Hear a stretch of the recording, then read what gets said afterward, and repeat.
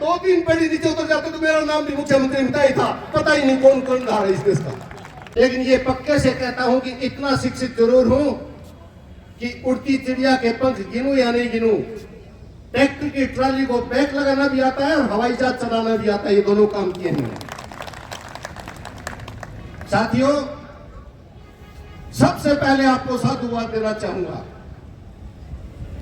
और मैं वो बात कहूंगा जिस बात के लिए मैं आपकी सेवा में हाजिर हुआ हूं। महत्वपूर्ण बात यह है, ये देश में जितनी भी सियासत की पार्टियां हैं, ये अपने स्वार्थ के हिसाब से इस तरह काम करती है कि सच्चा कार्यकर्ता ओहदे तक नहीं पहुंचना चाहिए। इन लोगों ने कुएं में पानी नमक डाल के सौगंध ले रखी है, इसीलिए ताराचंद जी को टिकट नहीं मिला। अनेकों लोग मुझे कहते थे कि आप कांग्रेस से लड़ रहे हो क्या।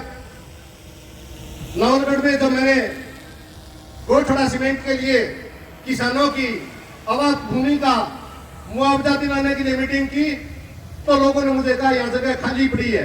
मैंने कहा मजदूर का जन्मा हूं, खाली पड़ी है कि नहीं पड़ी है, खाली करानी मुझे आती है। राजकुमार को खाली कर दिया, एक चक्कर लगा था।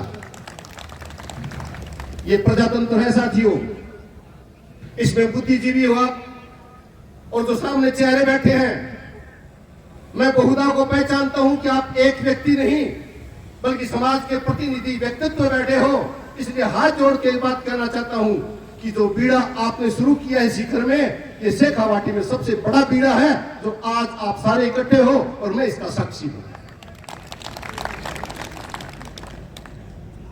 ना मुझे चुनाव लड़ना विधायक का, लेकिन मुझे उन शख्सियत का इमदाद करनी, उनकी हमेशा इमदाद करनी है जो 36 बिरादरी की सहायता करे। और पार्टियों का पुण्य पूरा हो गया और इस देश में इन दोनों पार्टियों का जितना पुण्य पूरा हुआ है, इतना किसी भी देश के प्रजातंत्र में पूरा नहीं हुआ है। जो कांग्रेस की सर्वे थी उसमें जिनके नाम थे, बीजेपी वालों ने उनको टिकट दे दी। और जो बीजेपी में सर्वे में नाम था ताराचंद जी का, तो इन्होंने उसी हिसाब से टिकट दी जिसके पास में सामान ज्यादा है। सामान वाले को प्रजातंत्र में जगह नहीं मिलती, जिसके पास अरमान और व्यक्ति ज्यादा होते हैं तो उनसे का वही। और समझाने की बात नहीं, आप में से बहुत सारे कांग्रेस बीजेपी के लोग बैठे होंगे, मैं आग्रह करना चाहूंगा आपको, अपनी अपनी तकदीर है। यह तो नए जाने राजनीति की खेती है, कौन बोता है, कौन खेत को ठीक करता है, कौन काटता है, कौन पानी देता है, कौन बेच जाता है। लेकिन विजेता वो होता है जो पैसे का पेमेंट लेके बढ़िया से टाइम से घर आ जाया करता है। बात मैं इसलिए करना चाहता हूं, राजेंद्र पालिक के कहीं भी जीत नहीं लिखी हुई थी तो भाग्य रहा ताराचंद जी सांड का कि वो विधानसभा में पहुंच के, एक को तो पहुंचना ही था ना। ये बात मैं यूं कहना चाहता हूं आपको, इकट्ठा रहिए, एक जाही रहिए। अभी मैं जब आने लगा तो मुझे किसी आदमी ने धीरे से पूछा कि आज आपके साथ में गनमैन नहीं है। मैंने कहा आज मैं खुद ताराचंद जी का गनमैन हूं, मुझे ताराचंद जी के गनमैन बढ़ते, मेरे ताराचंद जी गनमैन की मुझे जरूरत नहीं।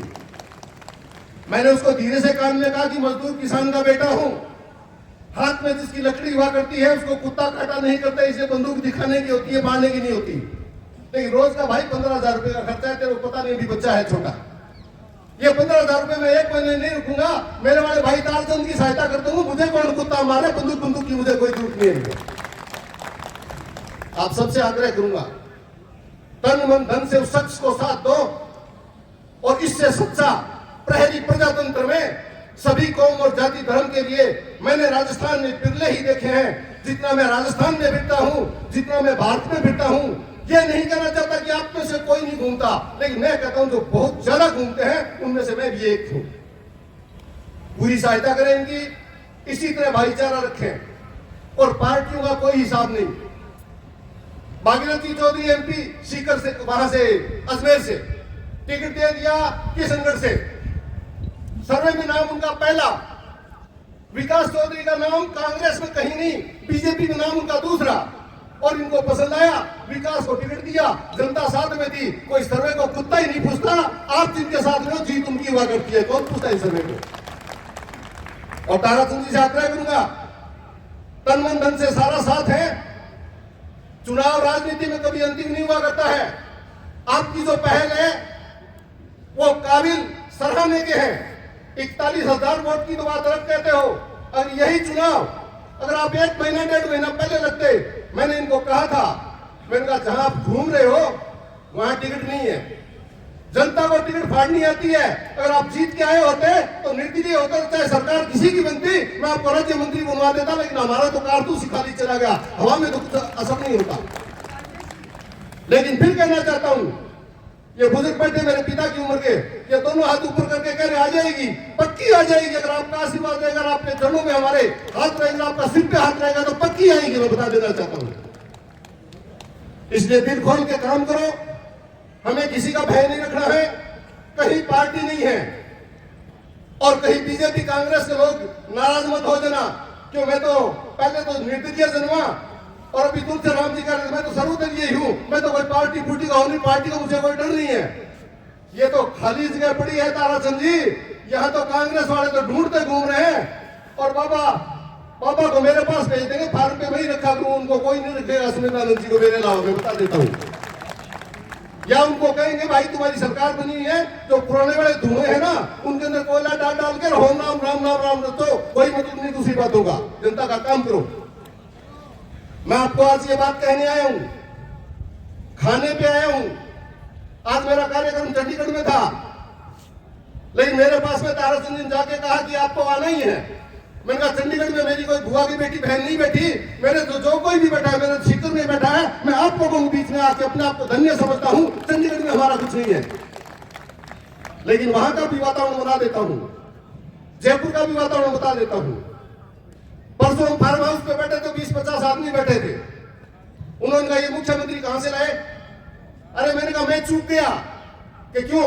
मैंने कहा कमजोर से कमजोर ढूंढ रहे थे, 2-3 पीढ़ी नीचे उतर जाते तो मेरा नाम भी मुख्यमंत्री मिलता ही था, पता ही नहीं कौन कौन रहा है इस देश का। मैंने 27 सितंबर 2010 को धौलपुर और भरतपुर में जाटों के ओबीसी आरक्षण के लिए एक सभा की, उसमें मैंने 39 मीटिंगें की, और लगातार उस 39 मीटिंगों में 13 दिन तक भरतपुर रहा।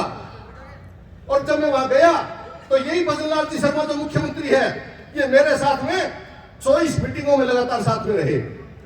मैंने इनसे पूछा, मैंने आरक्षण तो जाटों का ले रहे हैं, आप गुरुवर आप क्यों सहायता कर रहे हो? उन्होंने कहा तो भरतपुर तो जाटिन को है, आपका चुनाव ब्राह्मण को, यहाँ तो महाराजा सूरजमल हो, उसी ने लक्ष्मण मंदिर बनवाए हो, आपका बढ़िया कछु ना, हम तो आपके सहयोग करेंगे। मैं इसलिए कहना चाहता हूं, प्रजातंत्र जातिवाद से नहीं चलता, जातिवाद से केवल टिकट मिलता है, जिसके साथ 36 बिरादरी होती है वो विजय पताका फहराता है। ये मैं कहना चाहता हूं आप लोगों को। मैं ज्यादा समय आपका नहीं लूंगा, ताराचंद जी से एक निवेदन करूंगा, सहायता करेंगे आपकी आर्थिक, दिल खोल के, और मंच से बता के बिना काम मिट्टू मियां नहीं बनना चाहते।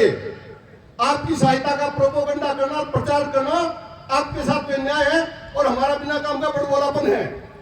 लेकिन ये पक्की मानना भाई, मैं तो उधार में ही जिया हुआ आदमी हूँ, जाट जाटनी का जन्मा हुआ आदमी हूँ, इसलिए उधार तो करनी पड़ेगी, धीरे धीरे सहायता करता रहूंगा। आप अपनी रेलगाड़ी चलाते रहो, मेरे वाली भी धुआं मत करवाना।